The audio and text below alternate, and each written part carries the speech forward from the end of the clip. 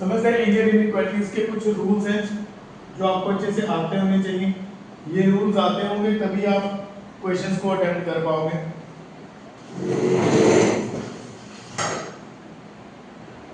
Rules देख लेते हैं क्या है। पहला रूल, ये रूल्स वो रूल्स हैं जो हमने दूसरे आज से जो छोटी क्लासेस थी वहां पे ये रूल्स पढ़े हुए हैं, बट वहां पे ये रूल्स हमने पढ़े थे इक्वालिटी के लिए। अब हम ये रूल देखेंगे इक्वालिटी वाले रूल्स इनइक्वालिटी में एप्लीकेबल है या नहीं है। अगर नहीं है तो क्या करना है। हर एक रूल को बहुत ध्यान से सुनना, ठीक है। लिखने का टाइम मैं दूंगा बाद में ताकि तुमने जो समझ में आया उसको लिख पाओ, बट अगर सुनोगे नहीं अच्छे से तो फिर जो बीच के कॉम्प्लिकेशंस हैं वो समझ में नहीं आएंगे बाद में।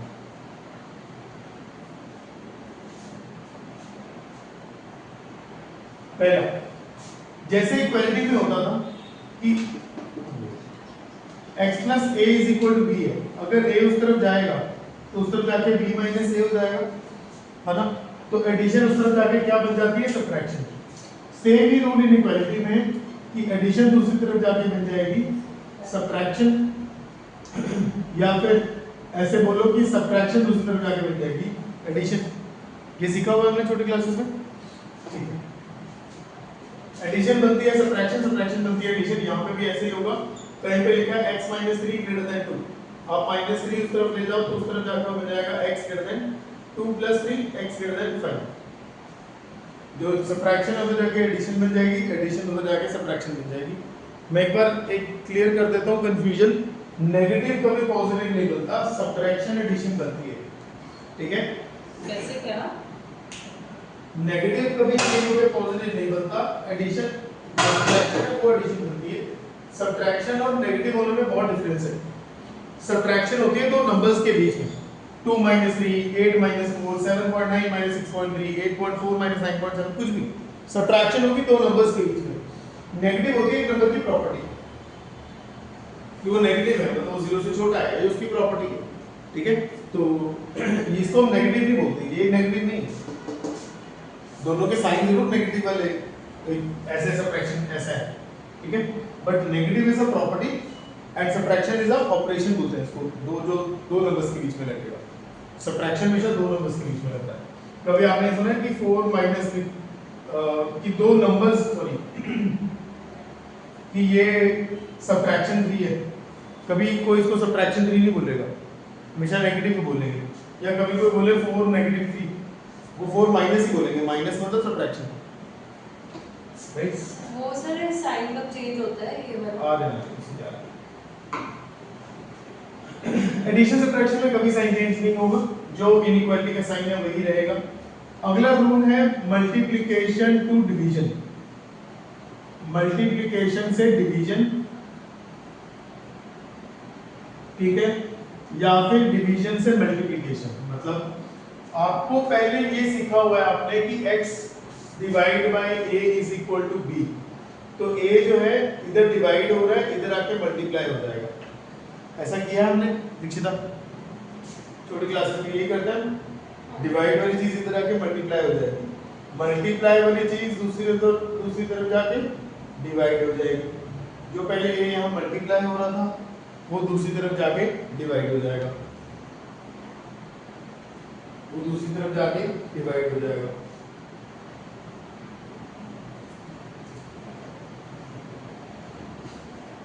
वो दूसरी तरफ जाके डिवाइड हो जाएगा।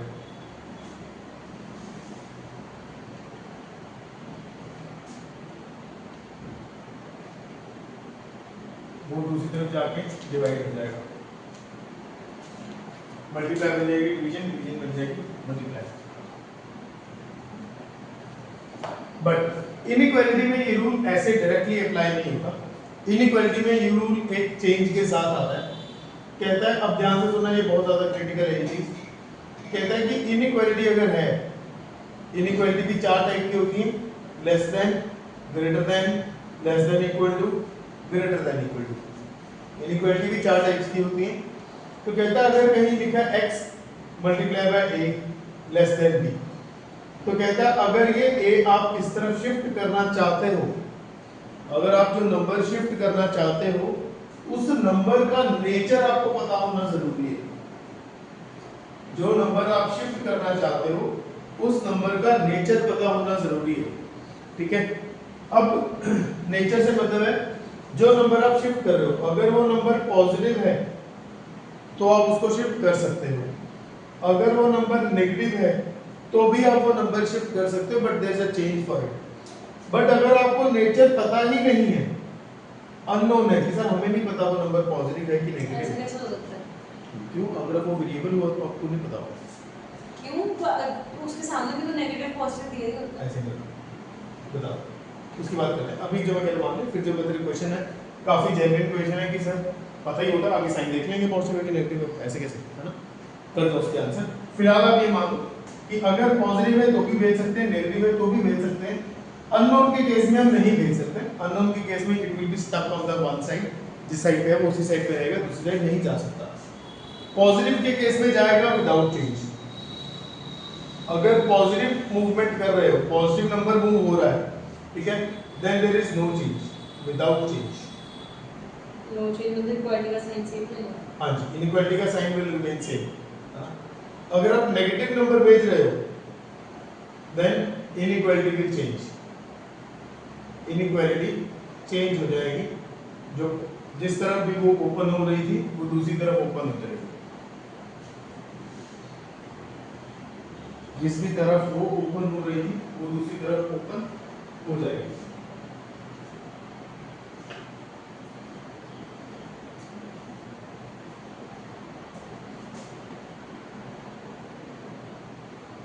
हाँ, अगर अननोन है, अगर अननोन है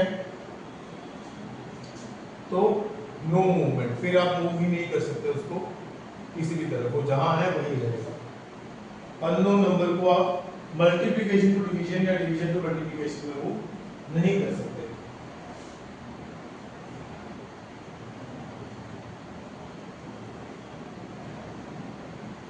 यहां तक बात समझ में आ रही है सबको? ठीक है। अब तुम जो पूछ रही थी मैं उसको आंसर करता हूँ। देखो, अगर मैं बोल रहा हूँ कि a multiply by b is equal to c है, मैं तुझसे पूछूं कि ये b कौन सा नंबर है, पॉजिटिव है कि नेगेटिव है? पॉजिटिव होगा। नहीं, ये b एक वेरिएबल है या एक कांस्टेंट है ना। जो ये अल्फाबेट्स होते हैं ना, अल्फाबेट को देख के आप पॉजिटिव नेगेटिव जज नहीं कर सकते, आप नंबर्स को देख के जज कर सकते हो। ये नंबर पॉजिटिव है, ये नंबर पॉजिटिव है, ये नंबर नेगेटिव है, क्योंकि उसके आगे नेगेटिव है। Numbers can be judged by looking at their signs, by their signs। जो उनका साइन है वो जज करवा सकता है आपको, अगर वो नंबर है तो। अगर वो अल्फाबेट है, ठीक है, अगर वो अल्फाबेट है, चाहे वो XYZ है, चाहे वो ABC है, अगर वो अल्फाबेट है तो अल्फाबेट के बारे में आप कुछ नहीं कह सकते कि वो पॉजिटिव होगा या नेगेटिव होगा, ठीक है। कहीं पे ये लिखा हो मान लो -b, ये नंबर क्या होगा, पॉजिटिव या नेगेटिव? नहीं, क्योंकि अगर ये b की वैल्यू नेगेटिव हुई तो नंबर पॉजिटिव हो जाएगा ओवरऑल, अगर b की वैल्यू पॉजिटिव हुई तो नेगेटिव हो जाएगा, ओवरऑल नेगेटिव हो जाएगा। तो ये b की वैल्यू डिसाइड करेगी ना, b पे डिपेंडेंट है और b की वैल्यू हमें पता ही नहीं है, इसलिए वो अननोन होगा। ठीक है। तो हमेशा जो अल्फाबेट्स होते हैं उनका नेचर अननोन होता है, उनके बारे में हमें नहीं पता, we don't know anything about variables, ठीक है। तो वेरिएबल के आगे चाहे नेगेटिव का साइन भी लगाओ तो भी वो वेरिएबल नेगेटिव नहीं है, ठीक है। तो अल्फाबेट्स को आप मूव नहीं कर सकते, बट कुछ केसेस ऐसे होते हैं कि वहां पे अल्फाबेट्स मूव कर सकते हैं। देखो जरा वो कौन से केसेस हैं। कहता है अगर आपको इनडायरेक्टली गारंटी हो जाए कि वो नंबर गारंटीड पॉजिटिव है या नेगेटिव है, कैसे? कहता मान लो आपके पास है a into B square less than c। अब जो b का स्क्वायर है, चाहे b पॉजिटिव हो चाहे b नेगेटिव हो, स्क्वायर होने के बाद तो पॉजिटिव ही हो जाएगा। Square of any number is positive, each and every number is positive. समझ में आ रही बात? b का नेचर अननोन है, बट b स्क्वायर का नेचर तो नोन है। b स्क्वायर का नेचर नोन है कि नहीं है? इनडायरेक्ट वे है ये बताने का उसका, ठीक है। तो अगर नेचर कंफर्म्ड है फिर आप उसको मूव कर सकते हैं। ठीक है, ऐसे अगर कहीं लिखा है a mod b less than c, अब मॉड का नेचर कंफर्म्ड है पॉजिटिव, उसको मूव कर सकते हैं। अगर नेचर कंफर्म्ड है फिर आप उस नंबर को मूव कर सकते हैं, चाहे पॉजिटिव है तो भी मूव कर सकते हैं, नेगेटिव है तो भी मूव कर सकते हैं। अननोन के केस में कभी भी मूवमेंट नहीं है। क्लियर होगी बात? और रूल्स देखते हैं, और मूवमेंट के रूल्स मैं आपको याद दिलाता हूं। जैसे x square is equal to 4 है तो स्क्वायर उस तरफ जाके क्या बनता है? अंडर रूट, निशिका को नहीं पता स्क्वायर उस तरफ जाके क्या बनता है? बोलो फिर। और साथ में क्या होता है? प्लस माइनस, एक प्लस माइनस करता है, पता है? स्क्वायर उस तरफ जाता है तो दो चेंजेस करता है, एक प्लस माइनस बनाता है और एक अंडर रूट को लगता है, अंडर रूट के बाद प्लस माइनस। यहाँ पे क्या होगा इनइक्वालिटी में, जब स्क्वायर दूसरी तरफ जाएगा तो दो चेंजेस होते हैं ना, स्क्वायर वाले दो चेंजेस होते हैं, अंडर रूट एक प्लस माइनस। बट यहाँ पे भी दो ही चेंजेस होंगे, बट वो क्या क्या होंगे वो देखते हैं। एक तो स्क्वायर बन जाएगा अंडर रूट, एक तो स्क्वायर क्या बन जाएगा? Under root.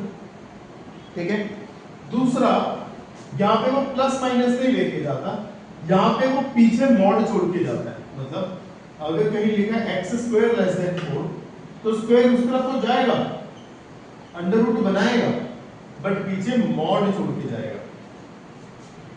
प्लस माइनस की बजाय वो पीछे मॉड छोड़ के जाता है। ठीक है, so leave mod, modulus mod एक ही बात है, बिहाइंड, वो पीछे मॉड छोड़ के जाता है। जहां से स्क्वायर गया है वहां पे मॉड छोड़ के जाता है, दूसरी तरफ जाके अंडर रूट कर जाता है, दूसरी तरफ जाके अंडर रूट कर जाता है।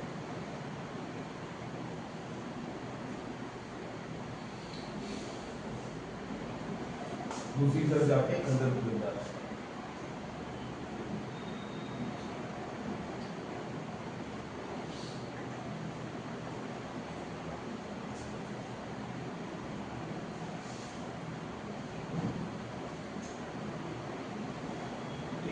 एक और देखते हैं, कहता है अगर दो नंबर डिवाइड हो रहे हैं, ये दो फ्रैक्शंस हैं a upon b, c upon d, if there are two fractions that are being like compared, अगर दो फ्रैक्शंस हैं जो कंपेयर हो रही हैं तो उन फ्रैक्शंस को अगर आप दोनों साइड रेसिप्रोकल करो, ध्यान से इस चीज, अब इसके आगे वाले ना थोड़े कह सकते हो कि परेशान करने वाले, कंफ्यूज करने वाले हो सकते हैं, तो जितना इंफॉर्मेशन मिल रहा है उस पर ही रिलाई करना है, उससे ज्यादा नहीं सोचना। If you reciprocate on both sides, अगर आप दोनों साइड पे रेसिप्रोकेट करो, if you take reciprocal on both sides, अगर दोनों साइड्स रेसिप्रोकल करोगे then inequality will change, then inequality will change,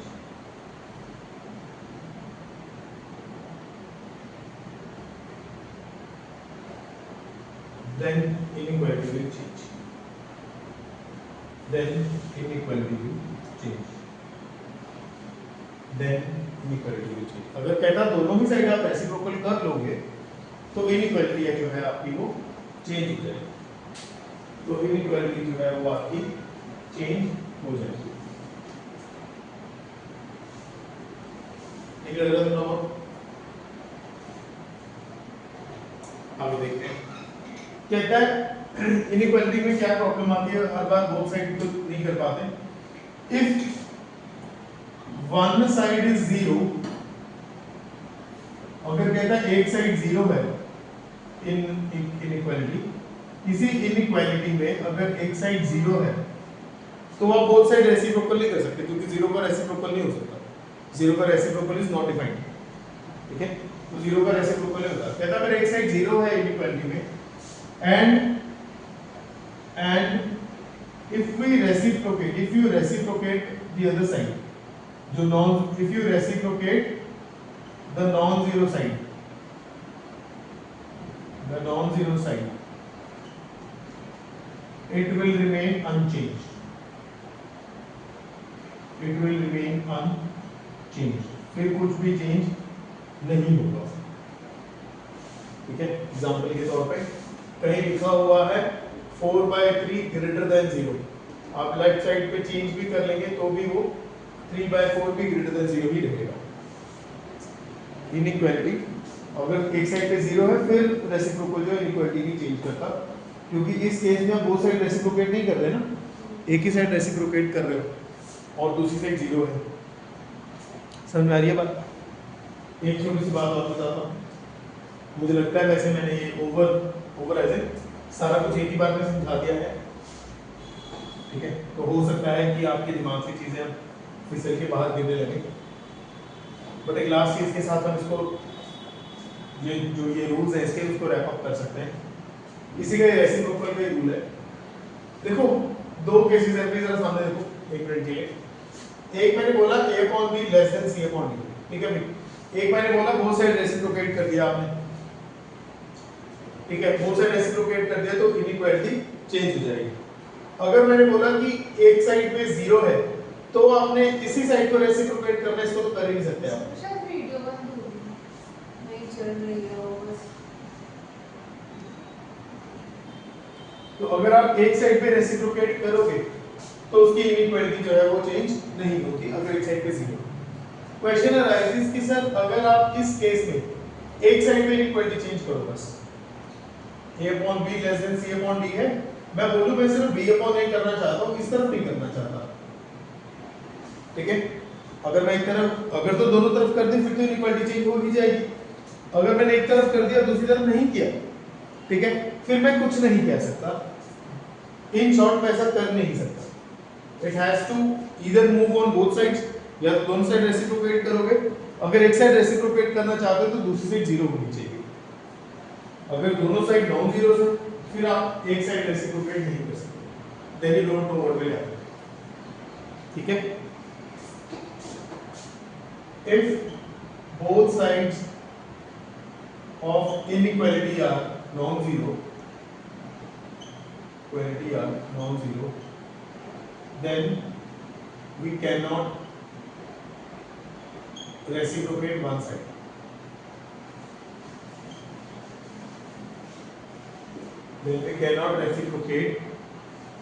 फिर हम एक साइड को रेसिप्रोकेट नहीं कर सकते।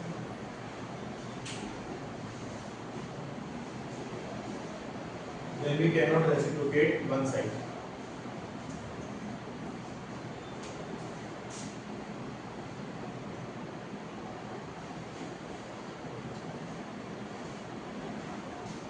That's it. कितने रूल्स हैं?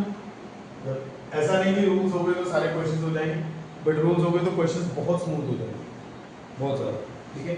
आप ये रूल्स जब हम अप्लाई करेंगे मेरे क्वेश्चन में। इसके अलावा फॉर्मूलाज हैं, ऐसा नहीं कि यहाँ पे कहानी खत्म होती है। फॉर्मूलाज हैं वो बहुत ज़्यादा नहीं है, सिंपल से हैं।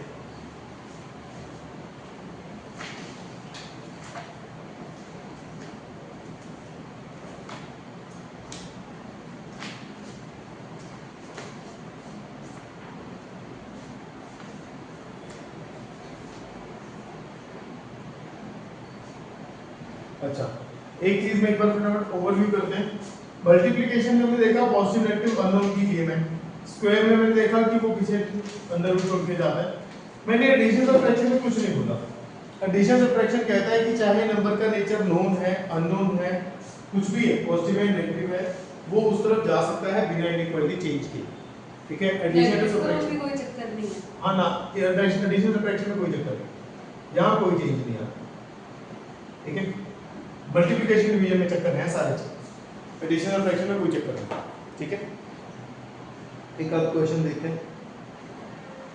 2x + 3/4 - 3, 2x + 3/4 - 3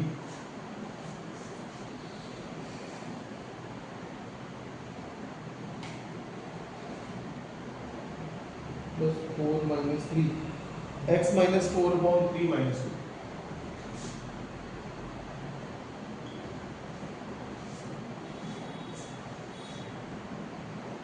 x - 4/3,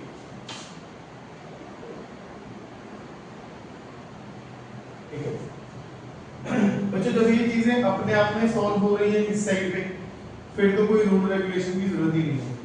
ये रूल रेगुलेशन की तभी जरूरत पड़ती है जब आप एक साइड से दूसरी साइड जाओ, ठीक है। तो आप लेफ्ट साइड को लेते हैं, थोड़ा सिंप्लीफाई करो पहले।